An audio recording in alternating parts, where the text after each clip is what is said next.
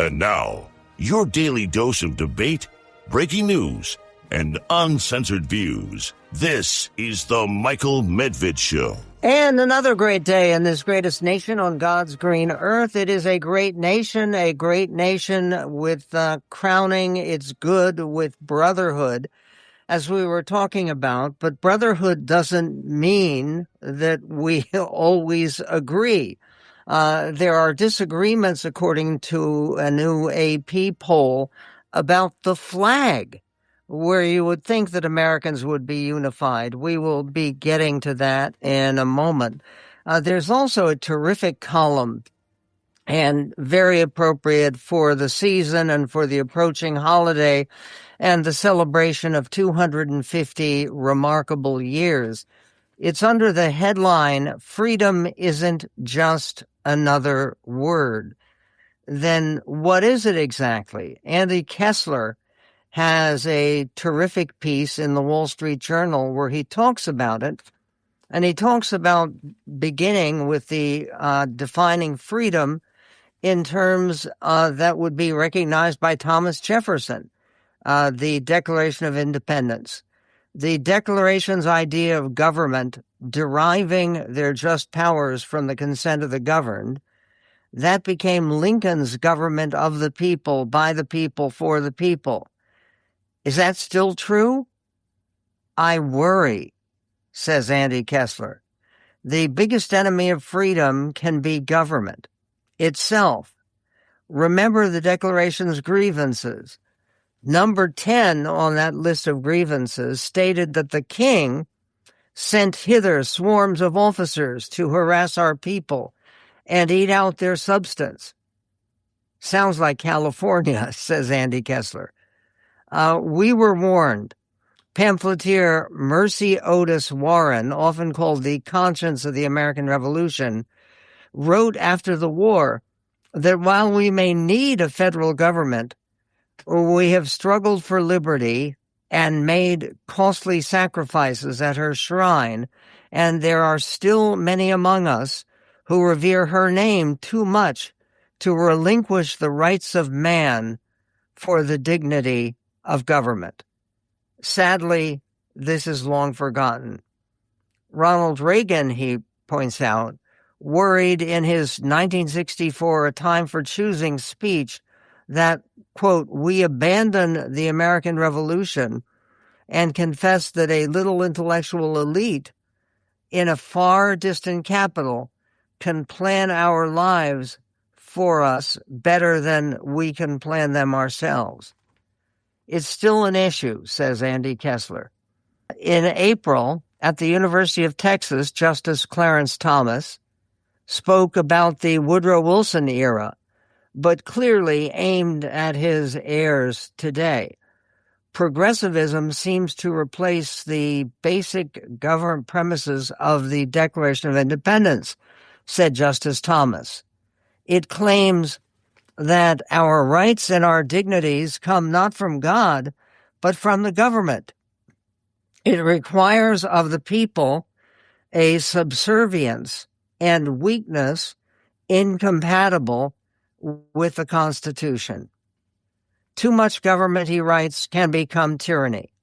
We see it every day. Government decides school curricula, what drugs you can take, how many gallons your toilet can flush, and much of your earnings, how much you can keep, and on and on. Joplin sang, "Feeling good was good enough for me," a defeatist 60s vibe that's sadly coming back into fashion. New York Mayor Zohran Mamdani and a spreading virus of democratic socialists want to replace the frigidity of rugged individualism with the warmth of collectivism. Thomas Jefferson is turning in his grave. The weakening of our freedom, writes Andy Kessler, threatens our economic strength. The Nobel Prize-winning economist Edmund Phelps believed that innovation comes from individualism, vitalism, and a desire for self-expression. locks individual freedom for the win. And as always with freedom, it depends on what you do with it. He concludes this way. I love fireworks, says Andy Kessler in the Wall Street Journal on the 4th of July, and this year will be the best ever. But beyond the feel-good oohs and ahs, fireworks should remind us that freedom, rather than nothing left to lose, is all upside and always worth fighting for. I think a good reminder and an effective reminder for anybody talking about what this celebration, what this anniversary is really all about. And there is this, a new AP poll. Republicans and older white adults are especially likely to say they fly the American flag, while younger Democrats and black adults are more likely to say they don't fly it. Views of the flag, and whether it's a unifying or divisive symbol, track with other deep divisions among Americans who see their country's history and accomplishments very differently. A lot of black Americans see the flag as a symbol of both inclusion and exclusion, said Matthew Delmont, professor of American history at Dartmouth College. Black Americans, more so than white Americans, also understand the flag can be used to justify a version of patriotism that is rooted in exclusion, with the flag being used to say you don't belong here. A survey of 2,596 adults was conducted April 16th to 20th. It suggests that older white Americans, especially Republicans, are more likely to see the flag as unifying. About half of U.S. adults said they display the flag at home throughout most of the year or during holidays. About 7 in 10 Republicans and about 6 in 10 Americans ages 60 and older fly the flag at least during holidays. About 6 in 10 Democrats and independents, on the other hand, say they never fly the U.S. flag. That includes the vast majority, 75% of Democrats under 45. Bring back the flag. You know why? Because it's a grand old flag. It's a high-flying flag, and forever in peace may it wave. It's a symbol of the land I love, the home of the free and the brave. Every heart beats true for the white, right, and blue, where there's never a boast or a brag. Well, almost never. May old acquaintance be forgot. Keep your eye on the grand old flag. Yes, I think that is something that is worth honoring and worth repeating, including the words of George M. Cohan. We're talking about the unofficial anthem of the United States. And you could say there's another unofficial anthem, God Bless America, written by Irving Berlin and the Kathleen Lee Bates, America the Beautiful, where it is worthwhile to read the concluding verses, not just the opening verse, and to fly the flag high and to honor what David French calls our founding debate. And he says the founding debate that we need to honor is actually a debate between the Declaration of Independence and the Constitution of the United States. We will be getting to that. We'll also be getting to Jay Cost of the American Enterprise Institute, who writes about why we need to put more of an emphasis on character and personality for the leaders that we choose. Otherwise, you end up with a bunch of losers. And yes, that's a feeling that a lot of people have looking at what goes on in elective politics right now. We will get to that and more coming up on The Medved Show. And on the Michael Medved Show, Jeanine Pirro is now a U.S. attorney for the District of Washington. She has a high-ranking job in the Justice Department, but before that, she was not only a judge in New York area, but she was on Fox News very regularly with a very popular show. And she is back on Fox News, and she is warning would-be vandals of some possibilities of prison if they disrespect the reflecting pool by the Lincoln Memorial. Here is a former judge, former Fox News host, Jeanine Pirro.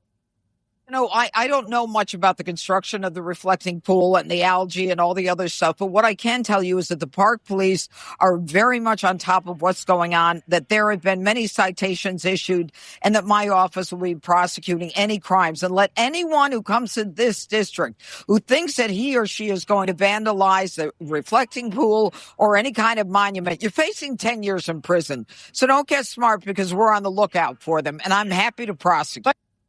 Happy to prosecute. 10 years in prison.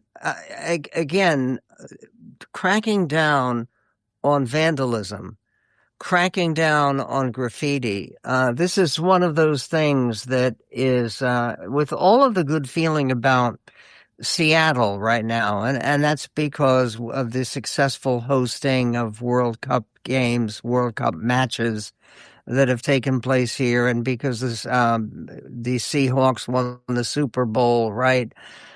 But Seattle is scarred, just damaged. The downtown is seriously damaged as a place to use or to go or to cherish because of the graffiti everywhere. And this is a very big difference. When we came to Seattle, originally we moved here in 1996. And one of the things that my wife used to point out to visitors all the time was the fact that, look, no graffiti. Because back in 1996, they were more enthusiastic about enforcing the law and painting over the graffiti. But here it's like a losing struggle. And it's appalling when you think about all of the effort and the money and the creative energy that is put in restoring, preserving, and building new buildings and making downtown a place that you want people to go to, not to come and try to avert their eyes because of the destructiveness. And for the reflecting pool in the Lincoln Memorial in D.C., it is a beautiful place. And it deserves defense. There are all kinds of questions about President Trump and the no-bid contract and going with a unproven technology called nanobubbles to try to make the reflecting pool reflect and to look clean. And let's hope that Jeanine Pirro and President Trump succeed in this effort to clean up, protect, defend, and beautify wherever appropriate or possible our monuments. Bill Maher on his HB show Real Time is not entirely signed on, to say the least, with the Trump priorities regarding the reflecting pool. Here's what he had to say about it. Clip 5. Yeah, big superhero. Another superhero movie opened this week about what's going on in Washington. Deadpool. Oh, we kid. We kid the reflecting pool. I'm tired of hearing about the reflecting pool. I got to say, I don't really give a about the reflecting pool. And I love America, but I got to admit, we're the only place you could make a pool improved by pissing in it. With this, Okay, applause. Well, I'm not sure. There were dead ducks that they have found around the reflecting pool, And again, we have the 4th of July, the grand anniversary, 250 years of American greatness. You think maybe they can get the reflecting pool fixed up? I mean, I know President Trump is proud of the 8 wars that he allegedly has brought peace to. I think he could, let us hope, be even more proud of getting the reflecting pool fixed up.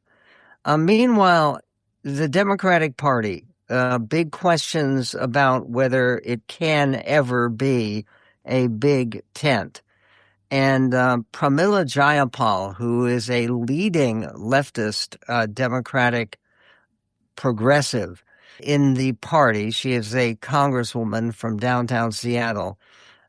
She says this about the Democrats being a big tent party. This is clip 19. Well, look, I think we're always told as progressives that we're a big tent party, that there has to be room for people who don't agree with progressives 100% of the time. That's got to be true the other way as well. If we are a big tent party, we have to have both sides of the big tent included. And I think there are going to be issues where we don't agree 100% of the time. But I think what Leader Jeffries said is right. We are focused on making life better for the American people. And Democratic voters across the country are choosing people they think will stand up and fight for working people.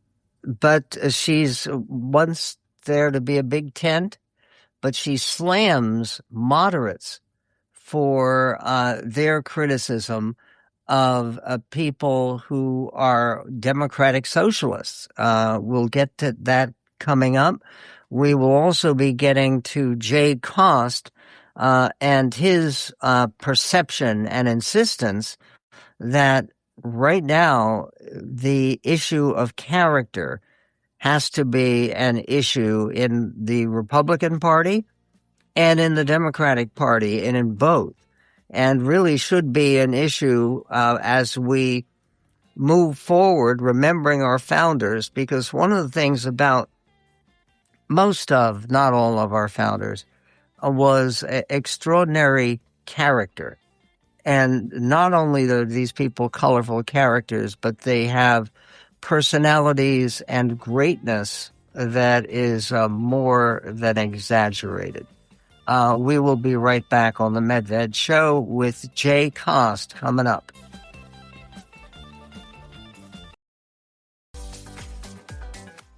And on the Michael Medved Show, it is a distinct honor and privilege to welcome back to the show Jay Cost. Jay is the Gerald R. Ford Non-Resident Senior Fellow at AEI, the American Enterprise Institute, where he focuses on political theory, Congress, and elections. He has also been a visiting scholar at Grove City College, an institution where I am often a guest, and I cherish it a great deal.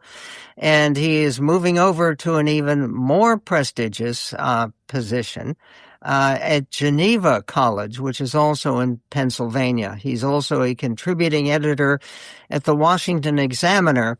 And yesterday we talked about his very important and very relevant column that is entitled "Candidates of Poor Character Are a Problem Voters Can Fix." Before we talk about the fix, let's zero in on the problem. What's an example, Jay, the first one that comes to mind, of a prominent candidate or office holder of poor character? Well, for starters, thank you for having me, Michael. My first impulse is, boy, I'd have to name just one. But if I do have to name one, I mean, I think for me, off the top of my head, would be Graham Plattner, Amen, the Democratic nominee of Maine, who just seems completely unfit for any elected office, let alone the United States Senate. Yes, and normally people get around this by saying that he's an oyster farmer, right? Yeah, they get around it by saying he's an oyster farmer, and oftentimes, and really since the Clinton years, they'll carve out what I think is a fundamentally phony distinction between your private life and your public character as if these are two separate things. We all know from our personal experience that they're not. What you do in your private life reflects who you are as a human being. Mm. And we have, again, as you make clear in your column, we have Graham Plattner as a terrific example of a Democrat of low character. Any Republican come to mind? I would say off the first one, and I hinted at him in the column for the Washington Examiner is Ken Paxton of Texas. Seems to me to be the sort of person who is really not fit for being in the United States Senate. I mean, that you could probably roll off a bunch of them on both parties, to be honest, and some of them are actually in the United States Senate already, and they've been elected and have been comfortably reelected many times. But at least in terms of this upcoming midterm election, it seems to me that those are the two preeminent examples. Preeminent might not be the right word, maybe the opposite of preeminent. Yeah, and again, it's particularly sad because we have some people of outstanding character who have been lost to politics and lost to, I think of Ben Sasse, the former senator from Nebraska, who he should live and be well, but who's battling cancer right now. But there are a number of others who come to mind as people of fine character. Jeff Flake, if you remember him from Arizona, who was a member of the Senate. Yeah, and I sort of wonder if we're at a point now, if somebody that we know, that any of us, you, me, or your listeners know in private life, they come up to us and say, "Hey, I was thinking about getting into public office." Would we really encourage them to do that? I mean, probably we would want good people to be in public office, and so we might be inclined to. But given the way politics is nowadays, if it was a good friend of yours, I would probably be inclined to tell my good friends, do you really want that for yourself? Do you really want the hassle and the trouble and to be, like it's sort of been created now almost to facilitate people who are not of good character. So if you have decent, upstanding friends who are thinking about getting into politics, I personally would be tempted to wave them off. Yeah, and you make that point, and I think that's something that a lot of us would feel. And you say in your column that we can fix it. And what you don't say is specifically, other than taking a better, closer look at somebody's character issues and his flaws and his virtues, but other than taking a look at that when we are making our own decisions as voters, how else do you fix it? Well, I think that is the primary way. And I think that we as the American people, we don't fully appreciate how much we often get what we want. And if politics doesn't reflect what we think we want, we should take a closer look in the mirror collectively and realize that in a lot of respects, politics reflects our culture in general. And I do think that if we as a national community really begin insisting on quality people, I think you would begin to see that reflected, because I do think one of the reasons why we've seen this turn towards unseemly characters increasingly has been this: both sides see the public generally upset, antagonistic towards what is often called the political establishment. And I think there are good reasons for Americans to not be happy with the political establishment. But so often the political marketplace is serving voters up candidates who, in their anti-establishment credentials, are also just rude. And that rudeness is now sort of like a signal of being opposed to the establishment. And I think that's really a mistake.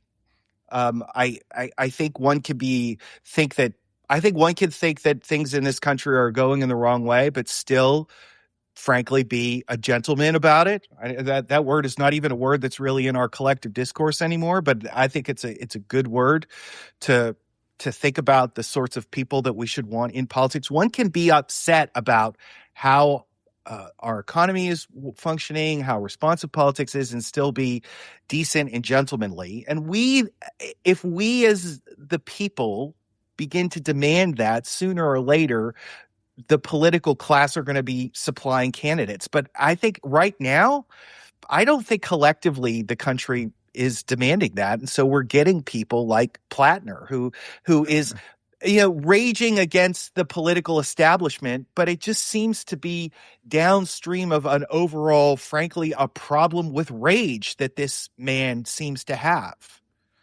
And then again, also a problem with focus and positive achievement. And you have to ask, even when you're in the military and you're serving your country and you're drunk, getting your body decorated with Nazi tattoos, that's an unusual thing. It is unusual, and it's weird, and it's strange, and it's not the sort of thing like if you have a daughter who is dating a guy like that, you would probably tell her, don't date this guy. And if you're going to tell that to your daughter, why would you want him in the United States Senate? Well, actually a very valid question. We're speaking with Jay Cost, whose piece for the Washington Examiner is the touching off point of the conversation. Where we go from here? What does the 2026 midterms and 2028 signify for our now 250-year-old country? We'll continue that conversation with Jay Cost coming up on The Medved Show. The Michael Medved Show. Listen. Nationwide. Listen. And around the world at michaelmedved.com. And listen.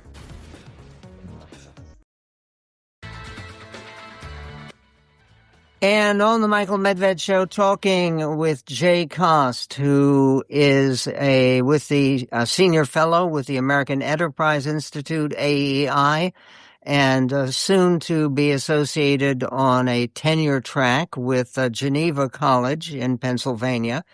And before that, shared with me a great enthusiasm and collaboration with Grove City College in Pennsylvania. Jay Cost is the author of a column in Washington Examiner under the headline, Candidates of Poor Character Are a Problem Voters Can Fix. Looking ahead to the election of 2026, the midterm election that is really just a few weeks away from us, I was struck recently by a very positive article about a politician named Andy Beshear, the governor of Kentucky, who is somebody who got a glowing coverage in the New York Times. And okay, Beshear is a Democrat and it's the New York Times. Is there somebody who comes to mind who is the kind of politician we should be looking for and should give more attention to and even, dare one suggested, use as a role model for our future? Wow, that's a good question. There's a lot to like about Andy Beshear, and for the reasons that you enumerated, and were in that article in the Times. I think on the Republican side, it will be interesting to see with Trump now out of the way. I mean, Trump having been the nominee in 2016, 2020, 2024 is unprecedented in the history of the Republican Party. As far as I know, nobody's been nominated 4 times or 3 times in a row. So it's hard to say who's actually going to run on the Republican side. The Democratic side, it looks like there's going to be everybody's running on the Democratic side. Far be it from me to tell the Democrats how to do their business. I mean, I'm conservative and they're not conservative. I mean, so I probably for me to praise somebody like Andy Beshear would probably not be helpful for his political prospects.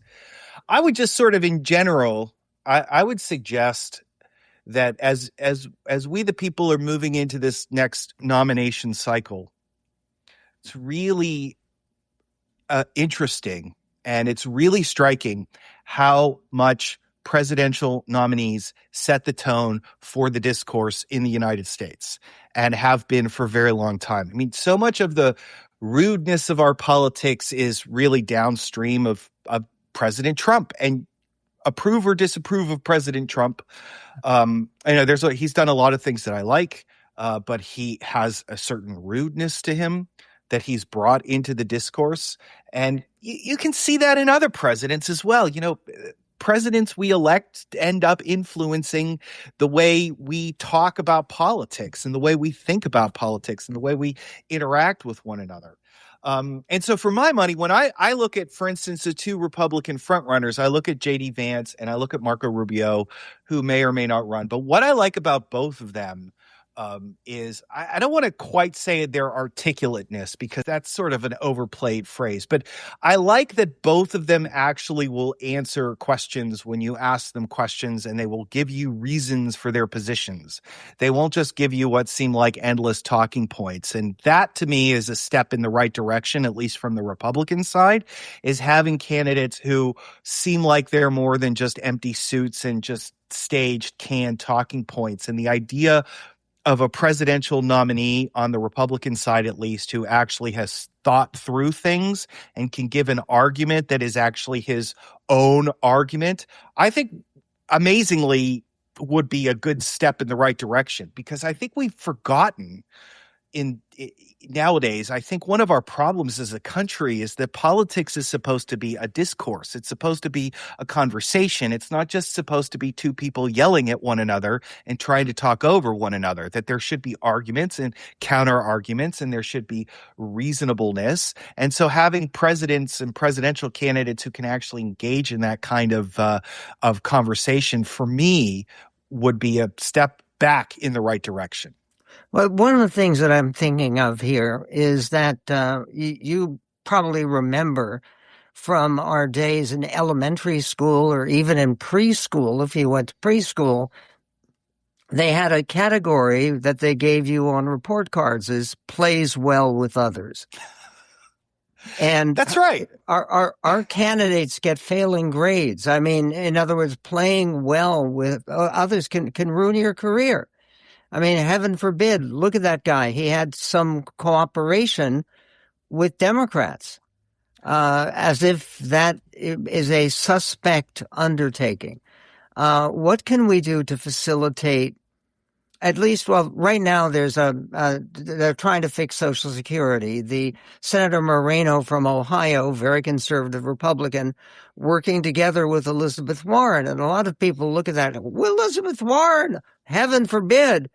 But the point is, if we're going to get something done about saving Social Security, which is a major undertaking, isn't that a worthwhile endeavor?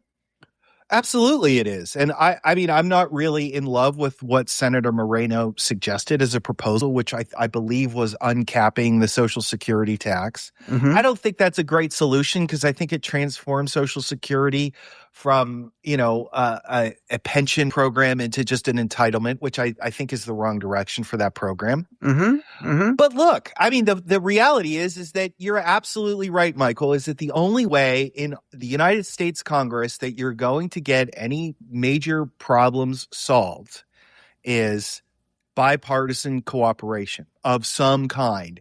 I mean, both sides act as though they're one election away from destroying the other party.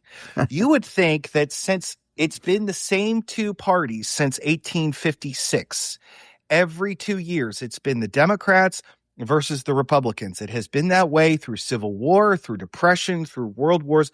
You would think that by now the two parties would realize that neither is going anywhere, and the best thing they can do is to compromise on things that at least they can agree on. And this is something, unfortunately, I mean, we could talk about the incentive structures of primaries and the way Congress is organized and all of the institutional things that give members of Congress an incentive not to cooperate with one another. But I think that almost misses the underlying problem, which is that the people in office don't actually want to cooperate with each other. I think they just are disinclined to do it. And that makes them, in my opinion, unsuitable for an institution like Congress. I mean, that's the sort of job of a judge. The job of a judge is to declare what is and what is not. The job of a member of Congress is to work to find common ground. And I think we have elected too many people to that branch who don't see that as their job, who see their job instead of, like asking gotcha questions in congressional committees and blasting out tweets to own other members of Congress or whatever, and fundraising and winning re-election and then getting clicks. To get elected. Yeah, getting clicks. And that's the thing. How many members of Congress should actually just resign from Congress and become Instagram influencers? Leave Congress for people who actually want to work together. And another thing too that is closely related to this is to roll up your sleeves and to get into the details of policy work. How many members of Congress just are spending all day opining on Twitter or whatever without actually learning about public policy? No, we seem to have lost the underlying purpose of what members of Congress are supposed to be doing. Well, I think that is a very valid indictment. And speaking of which, today Mike Johnson, the Speaker of the House, said that he's going to be working on a constitutional amendment to overturn birthright citizenship. Think that's a good idea? No. I mean, whatever one thinks about the merits of birthright citizenship, I mean, the reality, that's an example of generating clicks. There's no way you're going to get, what is it, a 2/3 majority? 2/3 of both houses of Congress and then 3/4 of all the states. Yeah, it's absurd. The last constitutional amendment that we enacted was in 1992, and it was originally proposed as part of the Bill of Rights. I mean, let's be realistic here. This is just clicks. Yes, and it's not clicking. Right. Jay Cost, what a pleasure. His most recent columns are posted up at our website at michaelmedved.com. And I appreciate your clarity and encouragement in this festive season of renewal and celebration of this greatest nation on God's green earth.